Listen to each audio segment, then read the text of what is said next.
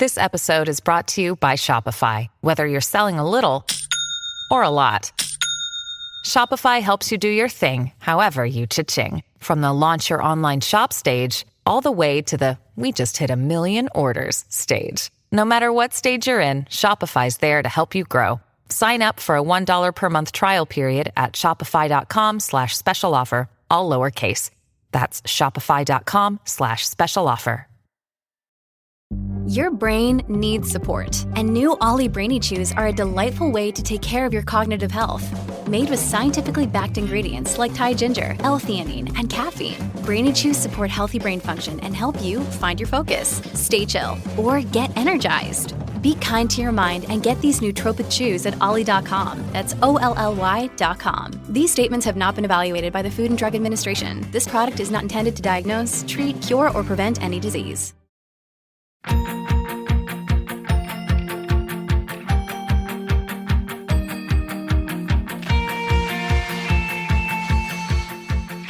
Hi, everybody, and welcome to YAOK. This is Eric J. Brown, author, philanthropist, award-winning actor. Only one of those things is actually true.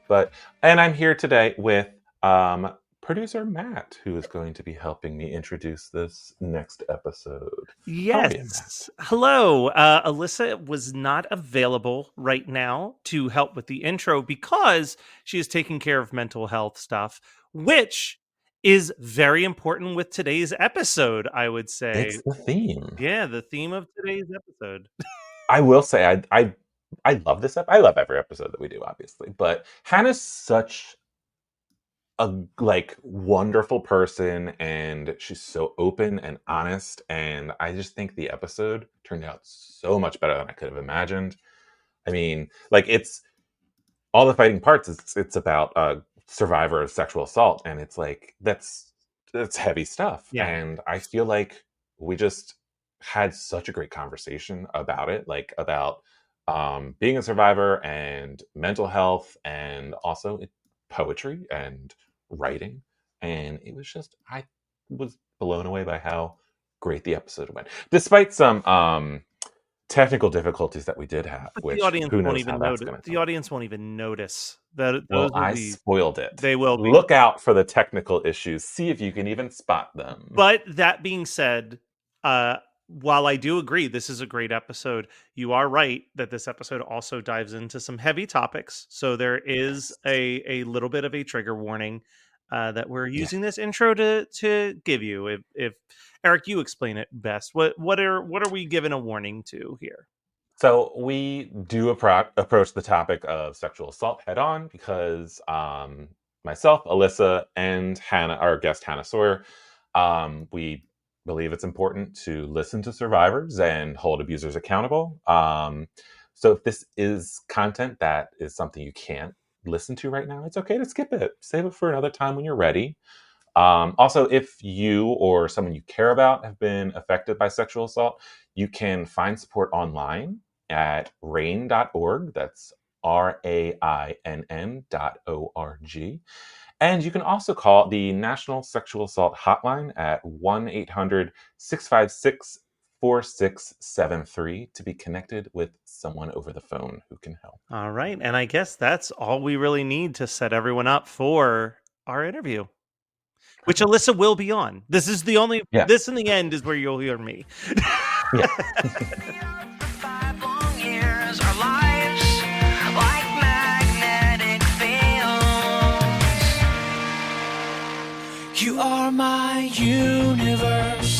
You are my universe, and I'm just a planet. So hi, Anna. It's so good to see you again. It's been so long. It's so good to see you too. I'm so excited to be here. It's good to see y'all. Thank you for coming here. I'm really excited to talk with you. I think the last time I got to talk to you about your book, All the Fighting Parts, it was, I think, over a year before it was even going to come out. I think you had maybe just turned in final edits or something. Maybe it was so long ago. Actually, I don't even think I handed in final edits because I remember. No, it was before that.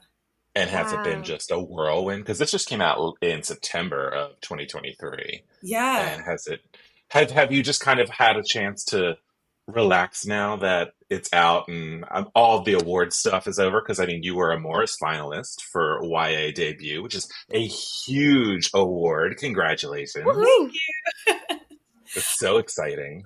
Yeah, it's been really, really nice. And I don't know, I always say that I am most grateful to be able to write the book, like to, be on the other side of a situation and be able to Mm-hmm. like tell the tale, right? Even if it is fictional, right? Like it's not Yeah, my story. Like even if it is through a fictional lens, like I feel really proud to be able to write the book. And Mm-hmm. so for it to be received positively just feels really, really good. And not kind of just unusual. positively, like everybody, like you got what was it, 3 or 4 star reviews? Like Oh, I know you got Kirkus, I you got did just You got 2 well, that's stars from fine. somebody? Two's still Who we good. fighting? No. No. What? So hold on. So this is, I should probably preface the way it works in publishing, a review, like a trade review, you'll get a review. And if it's a good review, it'll be like just words and it's great. Okay. That's still a good thing to have. But if you get a star on your Okay. review, you only get one. There's no more than one. I was So it's a gonna good thing. So say. 2 separate trade reviews gave her the 2 stars. It was Kirkus Got it. and I think School Library Journal. School Library Yeah. Journal. I'm cracking up because I get it. Like I understand. Like before I wrote fighting parts, because I feel like I found like social media, like writers via social media, maybe Mhm. like a year before I started querying. And I remember the first time I like saw someone say I got a star, I was like, oh, so that's why it's funny. I Yeah. get it. It is 1 out of 1, so that's a good thing. Okay, yeah, that makes a lot more sense. I was gonna say, and we talk a lot about the process of like being reviewed and what that's like, especially on places like Goodreads, which we've deemed the bad neighborhood because you just never really know what people are gonna say. And I think anytime you're putting out a body of work that you've spent all this time and energy building, I would just feel so protective over it and like defensive over that. And especially when the content is as sensitive as it is for you in this book, I I would I would be like in a hole until it was over. Yeah. So that actually is one of the questions I have. First, can you tell us a little bit about all the fighting parts? Gladly. No, I'm kidding. I'm down to my one singular author copy. Oh, that's great. It's a Oh, beautiful cover, by the way. Oh, thank you yeah, it's so such a much. good cover. Thank you. All the fighting parts follow 16-year-old Amina as she comes forward against her abuser, who is also her pastor, as well as a popular community figure. It's told through poetry and court transcripts and different sorts of mixed media. It's loosely based on my experiences. I always say that Amina's story is her story and my story is mine. In that sense, I guess you could call it autofiction. Mhm. And yeah, she came out 6 months ago this month. Wow. Happy 6 months. So one of the things I was thinking about when I was coming on here is since it is such a personal story. I know, like you drew from your own experiences. Was that before it, like it's one thing to write it. I feel like it's its own cathartic thing to write it down and finish it, and then but like showing people and just having people kind of read this book, I feel like has to be nerve wracking. Did you like leading up to the release and then even like a little bit after it came out, were like old feelings coming back where you're like nervous or anxious about this coming out again, like topics coming up, or did you kind of like leave that behind already? I think I was so much more anxious when I sold the novel. Hmm. Yeah. I experienced those feelings when I sold the novel and when the novel was initially announced. And oddly, I feel like my nerves kind of quieted like the closer Yeah. I got to release. I was still stressed, right? Because you're launching a book. But in terms of people knowing the story, I think the more I was able to share the story, even if it is Amina's story, the less like shame I felt. Mhm. And also I was just really fed up, like Yeah. personally, right? And so for me, I forgot, can I cuss? Can I not cuss? Yes, you Do it. Do can. it. Say whatever the fuck you want. Let's do it. For me, like this book was like my personal fuck you. Like Yeah. like even in the dedication, like in this, I think is Read it for like I'm us. giving myself like a pat on the back for As you being should.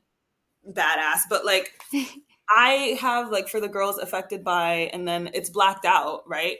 But like those are literally my abuser's initials, because for me it's like fuck you, I got right? chills. Right? Ugh. And you know, like it was such a long journey. Like I waited 8 years for that Yeah. case to really close, and that was in 2022. And then I got the edit letter for Fighting Parts like a couple months later in 2022. And so I was Wow. like, you know what? I'm done. Like I'm not tied to this situation anymore. I don't have to be afraid anymore. And so I really poured that into the book. And I think that's what made me less fearful. I don't fear much anymore. Yeah. After all So it that, was. I'm sure. Yeah. It was so like having everything in there, and it was cathartic then, just like getting it written. That's Yeah. I feel like was there any while you were writing Amina's story, was there anything that you took away that like you didn't realize you had kind of already worked through and you're like, oh wait, hold on. And it like kind of gave you pause. You're like, holy shit, this is actually kind of helping me too. Was Yeah. there like a moment like when you were writing it or even editing? Absolutely. I feel like I had so much more compassion for Amina than I had for Yeah. myself. Hmm. And so while I was writing it, like literally, like I remember thinking, if I could love this girl so much, who's like flawed, right, and who doesn't always make the best decisions because she's literally 16 years old, Yeah. right? Like if I can love her as much as I do, then I need to show myself some grace. And it really started from there, I think. That's She amazing. taught me. Oh, thank you. She taught me how to have grace for myself. Yeah. And I would imagine for anybody who has gone through similar experiences, being able to read the level of compassion that you have for her as a character and express the way that you would in the story like this would also give that same sort of feeling, because when you're a victim of something like this, it's so easy to think of a way where like you could have avoided it, you could have figured out a way to, or things you could have said sooner or whatever, and in reality we know that that's not how that works. It's never how that works. And so I can't imagine how powerful it must feel for other people who have gone through abusive situations like that to be able to take a moment and step back and sort of reflect on their own experience and the way that they've treated themselves through it, and be able to say like, you know what, I actually could probably approach this with a little more kindness and softness, because it is so. And just to give context, I'm a sex coach and I've also experienced sexual assault, but not in the same context of Amina's story. And so I talk about a lot of this stuff in like my sex coaching life, but I have some personal experience with that as well. And there's so much just like shame that when you think about it is really only coming from yourself, because a lot of the times you're not even sharing these stories with people until way later in life. So where's the shame coming from? Like literally our own heads. And so for you to be able to reflect and find kindness for yourself through this other character is amazing. And yeah, so I actually am wondering too, from the time of the incident to the time that you actually were publicly talking about it, was there a time where you were quiet and no one really knew, or did you report this kind of soon after? Man, I felt what you were saying like in my soul. Yeah. I really do hope that readers pick it up and they find like a way to have compassion and understanding for themselves, because I just remember how much I used to like blame myself, right? And I think when you're younger, like that almost feels like magnified, Mm-hmm. right? You find all these ways to blame yourself. And I think young people have the habit of really not wanting to accept the fact that like you are a young person, right? Yes. Cannot know it all. Like I know you Mm-hmm. think you know better, but you actually really don't. So Yeah. it's like, no, you shouldn't be hard on yourself about like what happened or like what you were wearing, or like the list Mm-hmm. goes on and on and on. Like I found so many reasons to blame myself, and it really really truly was not until I was an adult that I was like, that was so like manipulative and abusive and inappropriate and just like wrong. Mm-hmm. And so I stress that pretty heavily too now. Like I know, like if I was speaking to a young person, like I know that you may find like a million and one reasons to blame yourself, but I promise you, like as an adult who has experienced that as a young person, I'm telling you, like that was not your fault. Mm-hmm. I felt that in my soul, so much so that I started rambling and I forgot your question. Oh, I just wanted to know if there was because when you're sharing a story like this, and I know even like in my experience, I had that my incident was in college, but I didn't talk about it until the Harvey Weinstein stuff started to come out, and so there was like a pretty God, I can't even remember when all of that happened, but at least 5 years between the incident and the Harvey Weinstein stuff started bubbling up, and so and no one knew in that entire time period. And the craziest part of it is because I didn't think that it was assault. I literally didn't even realize. I just blamed it completely on myself. And then I was like, oh, that was not consensual. That's so crazy. I didn't even think about it until now. But I'm curious what it was like to share your story. And it's Amina's story and your story to some degree to this magnitude after, I'm sure, a period of time where it was kind of like kept to yourself. Yeah. I kept it to myself for about a year and a half. And then I was 16 and 17. And then it was the summer that I graduated high school. Mm-hmm. And I just convinced myself that I was going out of state, right? So I went to college out of state. And I just convinced myself that, I'm not going to, like, I'll be on my own, right? Or as much as Yeah. I was on, right? And so I was like, I'm just going to do it now. Yeah. I kind of had to like dare myself. Mm-hmm. So about a year and a half. And for me, when I did come forward, it felt like I was very, very exposed because it's not like I just had that conversation with my dad and then we went to the police and then like it was handled like semi-privately. Like my whole church community knew that. And so like And so like I was kind of like, the subject of a lot of gossip and a lot of rumor. People believe what they want to, and especially if someone's like very liked, right, or like very popular, and people say things and people assume things. So that was really, really hard. But yeah, to answer your initial question, I waited about a year and a half. That's actually, I'm to be that young to be like going to college and be able to say like, okay, I'm going to do it now and dare yourself to do it is massive. Like massive pat on the back for 18-year-old Hannah for being like, I have to just do it. That's so wild. Yeah. Thank you. I definitely do think going out of state really, really helped. Yeah. I don't know if I didn't know that I would have these 4 hours of distance from like this whole community of people. I don't know if I would have came out sooner. Yeah. That helps a lot. The space, I'm sure, helped. Yeah. I know with all the fighting parts, you have Amina going to therapy and kind of finding that love for herself. Did you go to therapy like at all or like so much therapy? Good. I'm a full proponent of therapy, especially honestly in YA. I wish more characters in YA went to therapy because I can think of 3 characters right now who need to go to Yeah, no. I'm just like, I want to know, like, was that like a choice that you were like, you know what? I went to therapy. It helped me a lot. I need to show that she takes she makes these decisions to go to therapy and like work through this. And it wasn't just like, oh, I'll figure it out all by myself because it's impossible to do. I mean, some people may disagree with me. I think it's impossible to do. I think people need therapy. Yeah. I know I did. I went to a lot of therapy and it didn't all work. Like I've seen several therapists and I'm looking for another one right now. Girl. And I think that's okay, right? Like that's okay. That was something that I did experience that I wanted Amina to experience as well. Because I also just wanted to show like it is okay to need help and it is like okay to make those steps to get the help that you need. I think it becomes tricky because the first therapist Ooh, I feel bad. Don't no, there's so many. I think she'll never see this.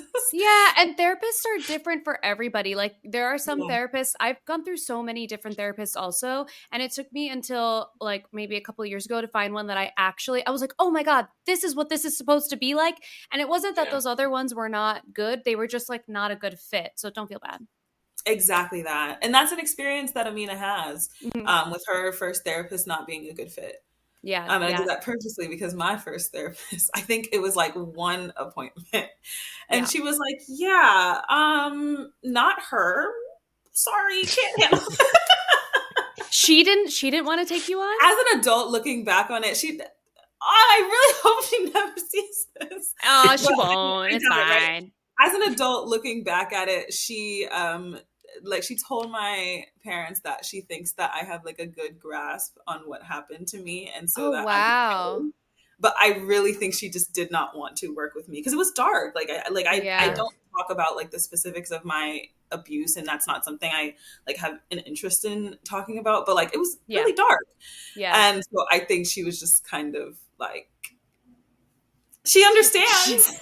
She was like, "This is a lot, actually. I think she's fine, read a so book." don't worry about it." It's I possible know. she also just like didn't know how to handle it any I more think so. than she might have just like not had experience in like dealing with trauma and stuff. So she was like, "She seems fine."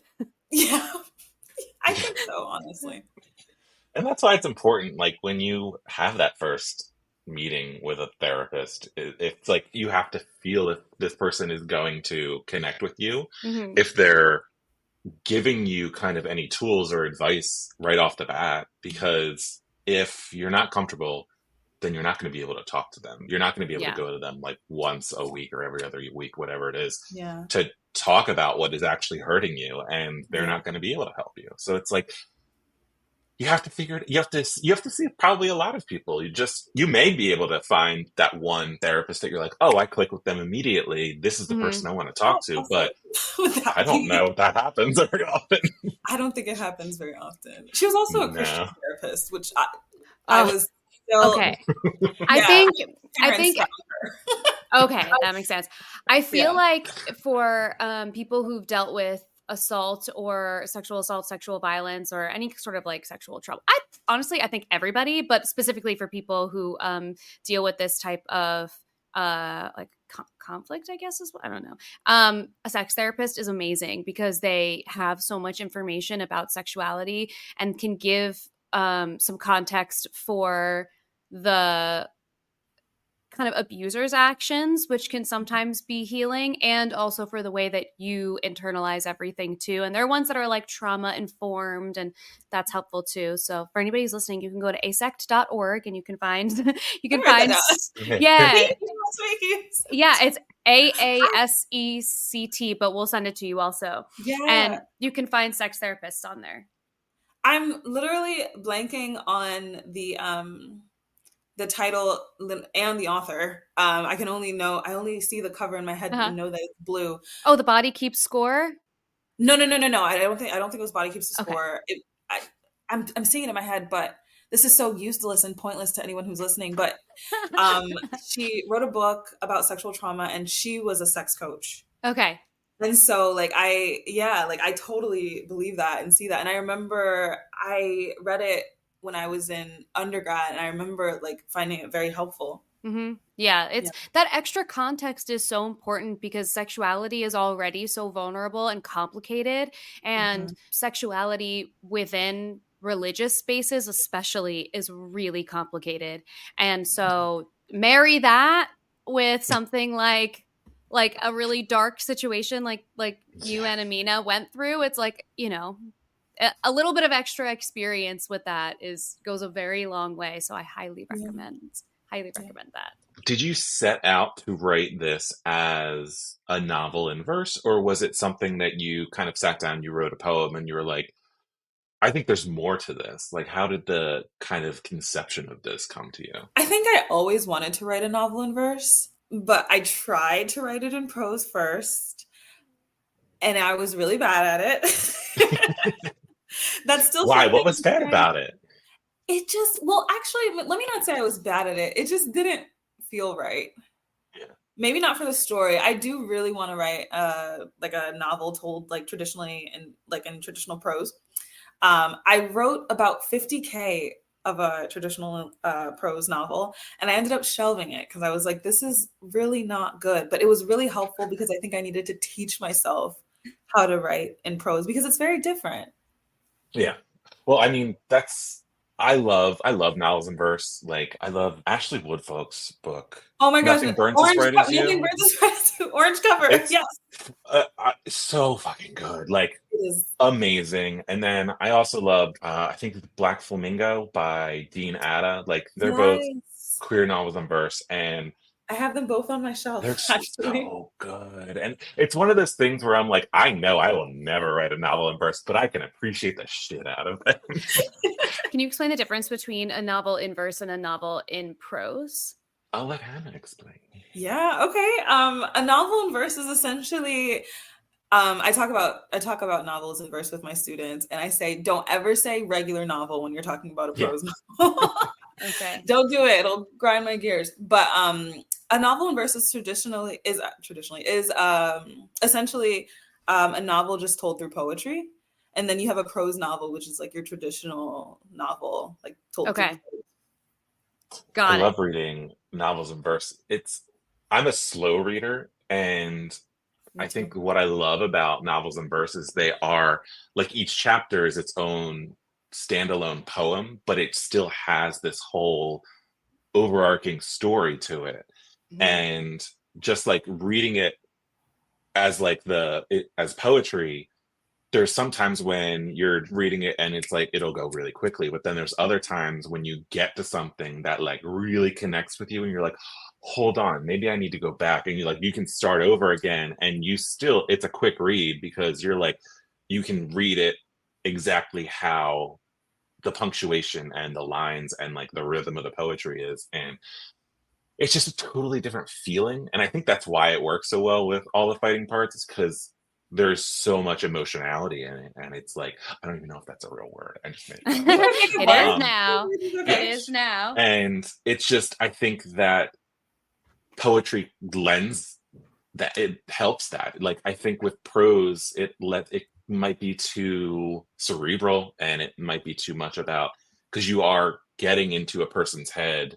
And with poetry, I feel like you're getting into somebody's heart. I just made that up. Ooh, That was That was very nice. I should put that. I should put that somewhere. I should like write an article or something. totally. Why I'll never write a novel in prose or in verse. Yeah, no, I totally agree. I also think novels in verse require you to get involved in a different kind of way. Yeah. Like I am like required to almost fill in these blanks, right? Yeah. And that's like a really, really cool experience as well. So, what is your writing process like for poetry in general? But I guess like specifically with a novel in verse as well. So I recently realized that not everyone does this, but I pace a lot while I'm writing. Like it Like you helps. stand up and just walk back and forth. Yeah, like, and I also write by hand a lot too. So I guess it's a little Oh. different because it's poetry. So like I'll Yeah. say my like I'll read as I write. That's really important to me. I think sound is just important to me. I was thinking about this actually the other day. There have been so many times when I have, sacrificed a line making maybe a little less sense for the sake of sound. I think that's okay. If it works, it works. Yeah. Yeah. If it works, it works. I also feel like there's something about writing poetry while pacing back and forth and doing it by hand, like that in and of itself, very poetic. I love it. I think that sounds exactly right. Yeah. I feel like it gets me involved in a different kind of way. It gets me excited. Mhm. Yeah. I also realized that I really, really, when I'm not pacing or writing at home, that writing in cafes is also very helpful. It really depends on my mood, what I go for. But I think even similarly, like something about the sound around me, but it not being like one sound. I don't know. I don't know how to explain it. It's like a white No, noise machine. It's definitely, it works because I do that anytime I'm basically, if I'm writing words that just it's like if it's a little harder for the writing to come, I'll just be like, if I have like several days of that in a row, I'll be like, all right, you know what? I'm just going to go to a cafe and work. Because without fail, as soon as I sit down, get my little iced coffee and start like writing, I will probably write like 3,000 words in a 3-hour period. And that is this so is after impressive. after days of writing like 500 words at a time. And But even 500 words, I'm like, whoa, oh yeah, a lot of words. I'm always just about getting. I have like I'm just about getting words down. So I judge myself if I do less than 1,000. Oh no, there's an echo. Where's that coming from? I think that's better now, right? Can you hear me? Yeah, I think you're fine. Okay. So I judge myself if it's less than 1,000, but if it's more than 1,000, I'm like, okay, I did a great job today. But I also basically will sit at my computer from 9 o'clock in the morning until 6 o'clock at night, hoping that I will get words down. And sometimes it just doesn't work. And it's okay.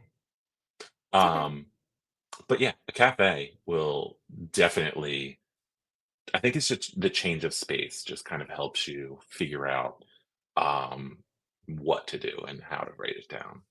Yeah. And even like similarly, I would imagine like walking and getting your body moving would also just help, I don't know, get your brain jogging too. I also like people watching too. I find it helpful. Oh yeah. Sometimes when I'm in a cafe, I'll have my headphones on because I'm like, oh, I'm gonna put on music, but then I just don't put on music. Mhm, And I'm still mhm. listening to everything around me. And there's one cafe near my house that sometimes they have really good music and sometimes it's just terrible.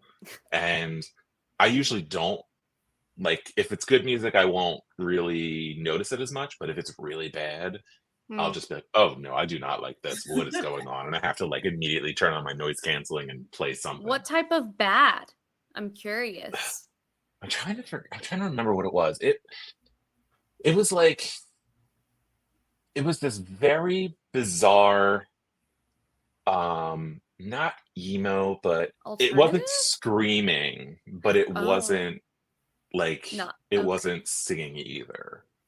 It was like Okay. it was that whiny emo music, but like Mm, it was loud, but the singer wasn't. I don't know how to explain this. Because I genuinely, I even asked, I was like, what is this band? So we can never listen to them again. And I like looked them up to see if they were popular on Spotify. And it said like, I think like 700,000 monthly listeners, which is a good amount, I yeah, feel. that's pretty But legit. That's I just, Wait, do you I was remember like, who I it don't like was? this. I do not. damn. Because it was like one of the last times I went there for a Yeah. very long time. So I feel like they even probably were like, oh, we're not going to do that anymore. I was writing last week. I was like, I need to finish this book. I need to get to this one scene. And from that point on, it's the end zone. And I know exactly what's going to happen. And I know how exciting it's going to be. And I just need to get to that part. So I like last week, I went to the cafe to do that Uh-huh. writing. And they were playing an album by the Talking Heads. And it was like, I liked the Talking Heads, but I didn't Mhm. realize that whatever album it was is basically all of their hits. And I was like, this is pretty much like a greatest hits album, but it's like But it's their one of most their actual popular just album. Yes. interesting. So, We people watch, we write lots of thousands of words, and we learn all about the talking heads at the cafe. yes, exactly. When I was a teenager, I used to. It's kind of, well, actually, no, it's not embarrassing. I used to climb a tree. Like there was this one tree by me That that was is like so climbable. lovely. Yeah. I feel I'm Would not like you doing like, that your today. you have like I feel like your like all of your writing methods are so romantic and poetic that of course what you're writing is actual poetry, and of course you're like an awarded poet. Like that Well, makes so much sense. You were writing in a tree. I was just a weird kid. No, so I would maybe, not write in the tree. Oh my God. No, I would Oh, like okay. climb the tree and like think in the tree and then go. Oh, this was a thinking tree. Yeah. Got it. Got so it. for Got it. my stuff, for like my thrillers, I should go write in a graveyard then. Oh my That God. might help. You Who knows? absolutely should. The change of scenery really helps everybody get their writing down. Yeah. Oh my God. I'm working from a morgue today. Oh, Jesus. Hannah, I have a question about Amina's character because she in the beginning of the description, they talk about how she like curses out her classmate, and that's basically like the catalyst that throws her in a situation with this man and whatever. Were you a troublemaker when you were a teenager? Yeah. I find that hard to believe. I think I was in the context of my home. Okay. Right. And so like I remember I used to lie to my folks and tell them I forgot where I would say I would go, but I would really be going, and I grew up in Jersey, and I would really be going to like open mics in New York. Oh my goodness. Yeah. So it's like like in a way, my grades were horrible. Like I was just never a good student, and I did not care. You were a troublemaker by lying about going to poetry. Exactly. Yeah, right. That's what I'm like, was I really a troublemaker, or did I just grow up in like a strict home? Like I think it was more of that, honestly. I was a troublemaker in the context of my home. Yeah. Okay. And mind you, like where I was from, like, yes, was I crossing state lines? Yes. But where I lived in New Jersey, it was like a 40-minute train ride.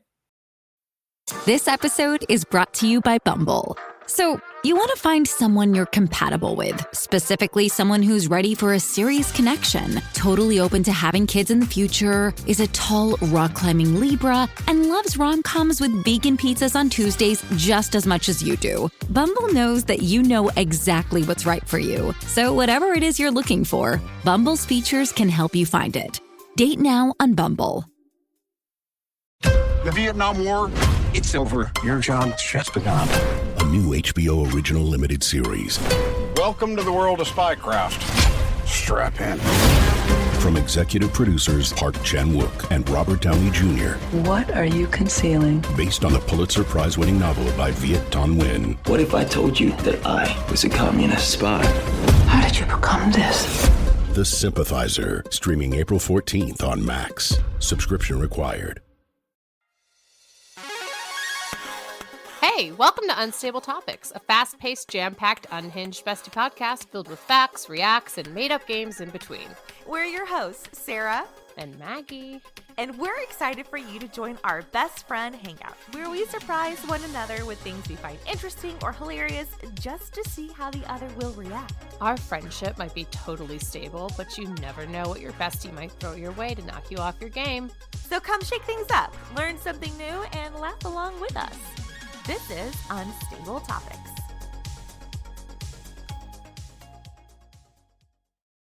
How long have you been in LA? About a year and a half. I moved from Brooklyn. I've moved a little bit. I also lived in Baltimore for 6 years. Oh, wow. Yeah. So I guess I've moved quite a little bit, but I've been in LA for a year and a half. How do you like it? I do like it. It's a little challenging just because, like, even though I've moved a little bit, I moved like in the East Coast. And so I'm literally across the country. And like most of my family and friends are on the East Coast. And I feel like I just started like feeling like I have found like my community in LA. So it's been a hard transition just because of how far it is and how different it is a little culturally too. I moved to LA for a few months after I graduated from college, and then couldn't find a job and went broke and had to come back. But that is one of like the main things I remember about moving out there, because I did have friends out there, but they were all working. They had jobs. And so it was like, it was very lonely to be there, because it's like I'm home alone all day, and like I'm that now, but at least I'm doing something with my day. I'm actually working.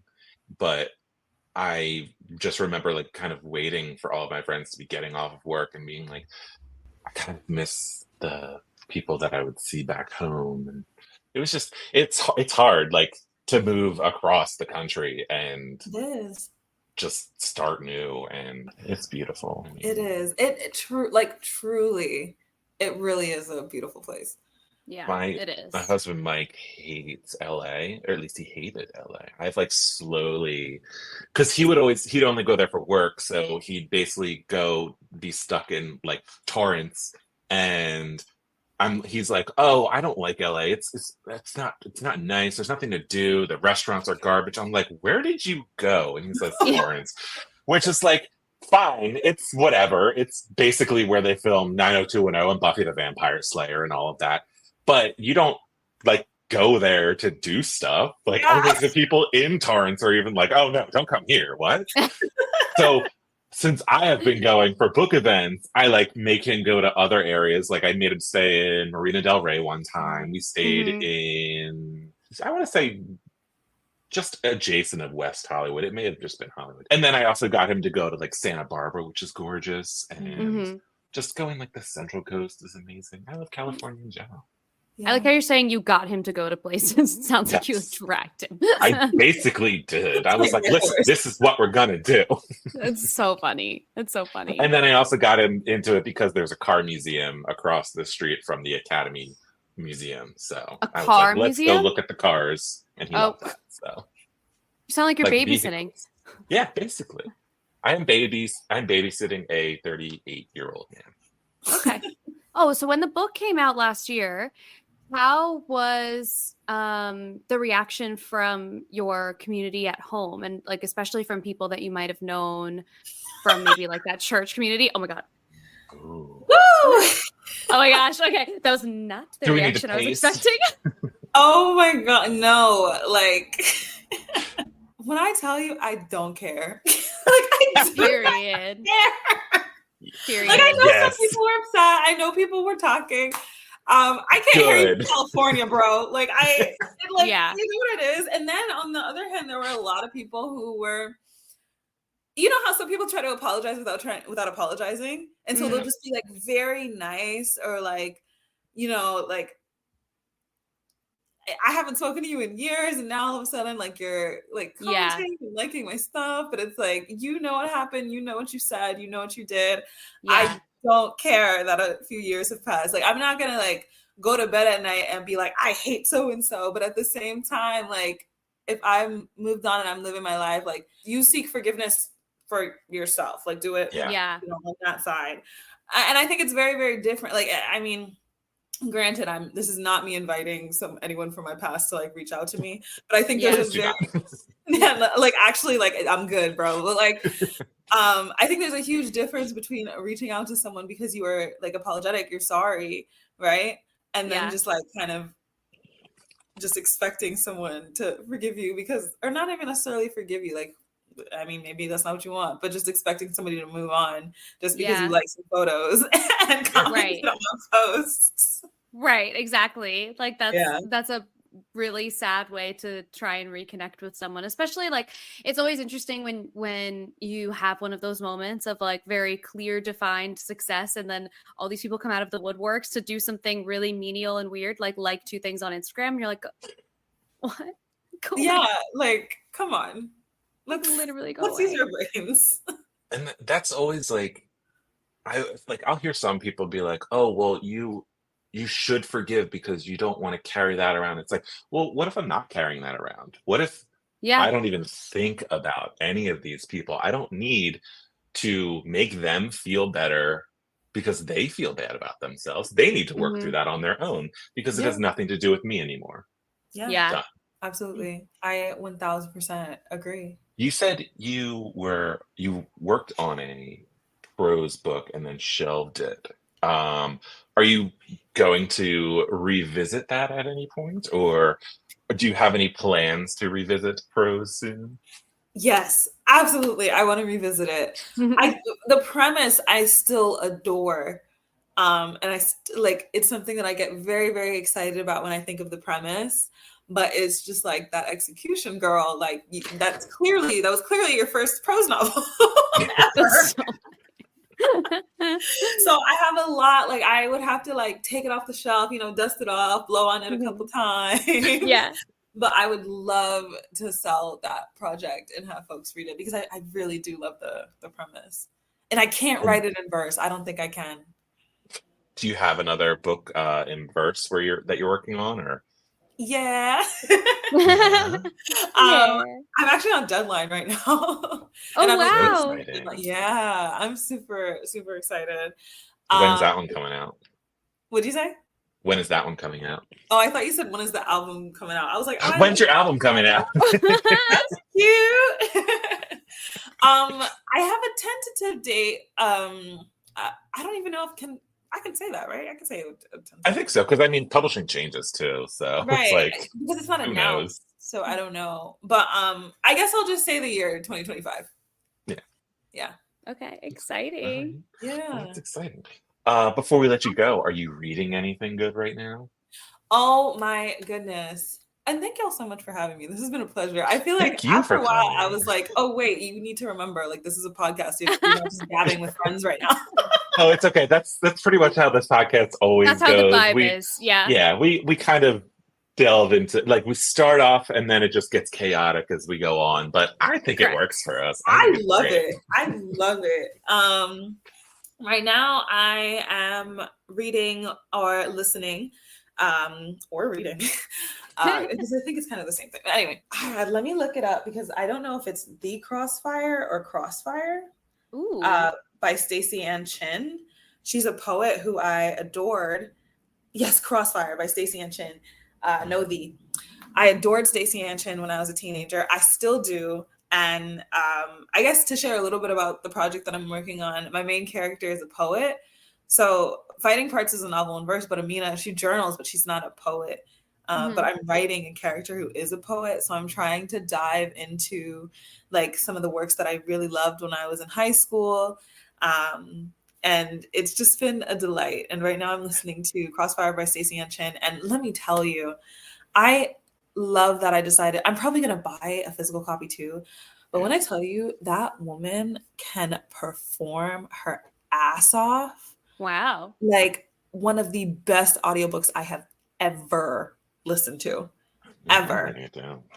She's so good. She's so good. That reminds me, I was going to ask you before, I think we got sidetracked with the cafe stuff. Is All the Fighting Parts, does that have an audiobook? Yes, it is performed by me. Did you do it? Yes, that's what I was hoping for. All right, I'm going to buy that one too. That's it was so such cool. a cool experience. What was that like? Because that's people always ask me if I'm going to read my audiobooks, and I'm like, never. Never, Really? ever. I am not a voice performer. I cannot. I get nervous reading my book in front of a crowd. I prefer not to. But what was for you? Like, what was that like reading it aloud?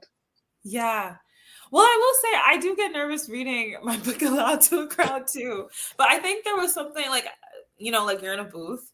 And so after a while, I kind of forgot that there was someone, listening to me, unless I messed up and we had to like redo something. But like there were so many times when I got into a groove that it just felt like I was in my apartment pacing, reading the book out loud. So cool. It was so great. And it was just wonderful to be able to work with someone who reads the manuscript and obviously like reads it differently than you would. Mm-hmm. And so the director should challenge me to say lines a little differently. Right. And I was like, wow, like I never even thought to say that line like this because I had this vision of how this book sounds since I started writing it. So it was really, really great. There were some parts that were incredibly emotional. Like I had to take breaks because it's such a, like, I don't know. It's just an experience that I felt like involved all of me, right? Like you can't see me, but there were parts where it's like I was like in a booth, like feeling like I was performing a little bit. Mm-hmm. It was such a great experience. I hope I get to be the audiobook narrator for the second one. You have to audition. I know. Yeah. Wait, you have to audition for your own too? You do. Who I actually didn't even know that I was auditioning when I auditioned because I had said from the jump, I was like, I really want to narrate. And then one day, my agent was like, can you send a 5-minute recording of you reading like the first 5 minutes of the book? And so I was like, okay. And I knew it had something to do with the audiobook, but I don't know why I didn't think I was auditioning. Like I was just so of funny. course I'm narrating it because I asked them up front. But thinking back on it, I don't know if I was given a direct yes. It might have just been an enthusiastic maybe. And so the recording was, but I took it as a yes. So I didn't know I was auditioning, but looking back, I'm like, that was totally my audition. That's and I just so funny. Read it. I feel like they definitely wanted you to, because I feel like with poetry, it's always better to hear the actual writer like performing it. Mhm. But I know if people like for prose, if they prose prose, not pros prose. If they are trying to read the audiobook, they do make them like audition, but some authors don't get it. They're like, no, you can't do it. I'm sorry. We're hiring this person instead. And it's like, it sucks, but it's also at least nobody then you don't have to worry about 1-star reviews because they're like, oh, I don't know why this author read this book. Because that would be like a whole other nightmare, I feel like. I came across a review one time. Oh no. And it was like, yeah, because obviously, actually, no, let me not say that. But like, there was one part in the book that reads a lot different on paper than it does on audiobook. And they were like, yeah, I didn't really get this part. It was kind of annoying. I was like, oh my God. Kind of annoying. No. And that was the moment I was like, let me stop, quote unquote, stumbling upon reviews. Yeah. Yeah. That's when you're gonna not find them accidentally anymore. Yep. Yeah. Oh my God, that is amazing. Hannah, thank you so much for coming on. It was lovely talking with you. I am so excited to. Well, first of all, I'm excited to listen to the audiobook for all the fighting parts. Hell yeah. I hope you enjoy it. I put a lot I will. And then I'm excited to read your next book of poetry. And then, of course, your prose book whenever you dust that off and get back to work on it. Right? Oh, thank y'all so much for having me. Y'all are excellent. Like, this was so much just fun. Like, I genuinely forgot. That means we're doing a good job. It's when you forget that you're recording a podcast, and then it comes out in a few weeks, and you go, "Oh no, I said that." That's happened a time or two to me as well.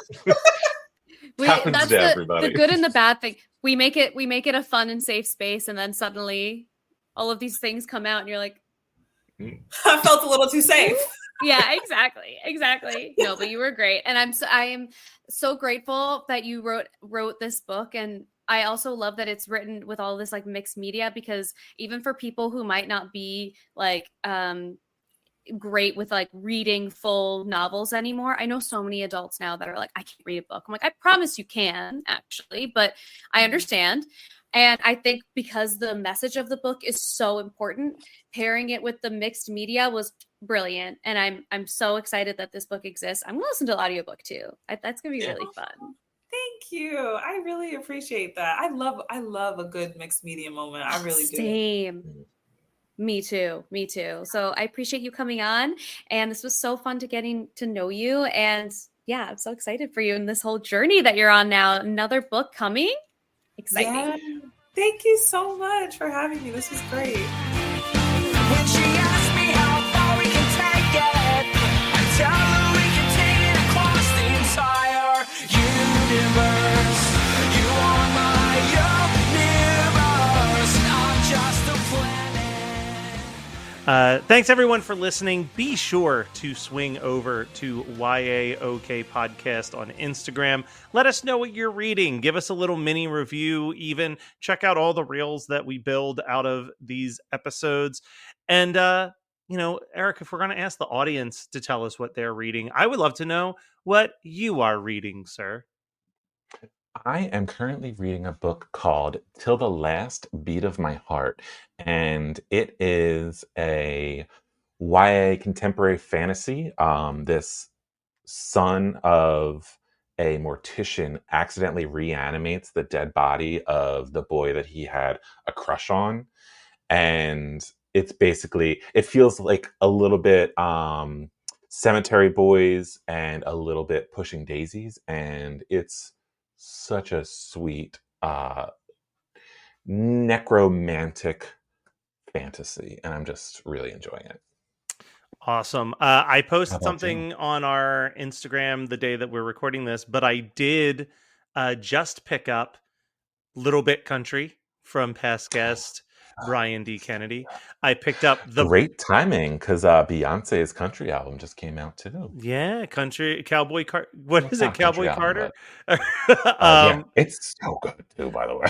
I grabbed The Breakup Vacation from past guest. Oh, and yes. I grabbed just because it seemed like an interesting book, and I guess this person's a bestseller in the world of YA. I was not aware of their name, but Julie Murphy's Pumpkin I picked up, and then I went to tag her, and I was like, oh, she's got like a hell of a lot of fans. I think Dumplin' was also produced by Dolly Parton. Oh well, hot damn! And it's made on into Netflix. a Netflix movie. Yes. Yeah. But what I'm actually currently reading, I'm going to roll over so I can show you because it's right behind me. I've been reading this like horror textbook called Horror Unmasked: The History of Terror from Nosferatu to Nope by Brad Weissman, and it's literally just breaking down the entire history of horror in cinema. And it's pretty good. I'm officially in the late 70s, early 80s era. They're talking about the Jaws and the start of summer blockbusters. But it is definitively a textbook. It's every chapter. I'm like, okay, that was 10 pages, but that was a very heavy, informative 10 pages. And then I got to like put it down and just give myself a little bit to like digest what I've read. But read before bed. Yeah, exactly. No, I'm ready to finish it and move into another, either a biography or another narrative. Those tend to be the ones I speed through. I can speed run like a romance or a YA novel or a biography. Oh, yeah. And then you hand me something like that, and I'm just like, okay, I'm gonna. It's good. My progress is slowing just a bit on this one. Eric, before we go though, the month is April. And I believe that the pre-orders are open for a particular author's book at this point. Yes. And you know what? What is the purpose of co-hosting a podcast about YA if I can't plug my own damn book?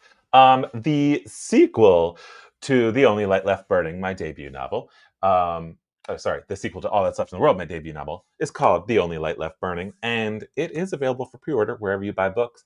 If you are in the United States listening and you would like a signed and personalized copy, you can go to Books of Wonder, and I think it's booksofwonder.com. They are a New York City-based bookstore, and they're doing a lot of pre-orders for where I'm just going to go there, I think the day my book comes out, and I'm going to sign and personalize them, and then they'll be shipping them right out to you. So you can get it there, or you can buy it from Barnes & Noble, your local indie, anywhere you buy books.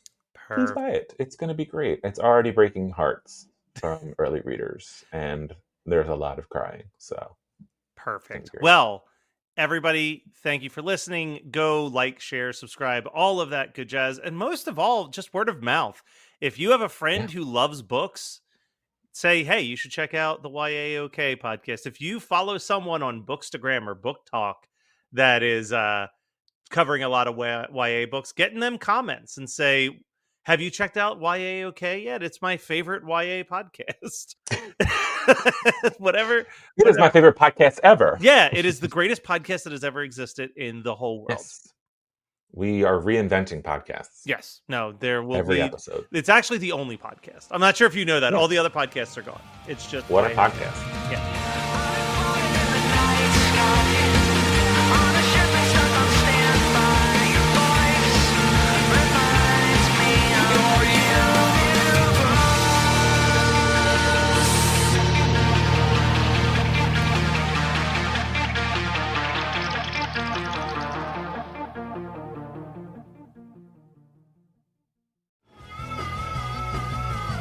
You're listening to the Geekscape Network.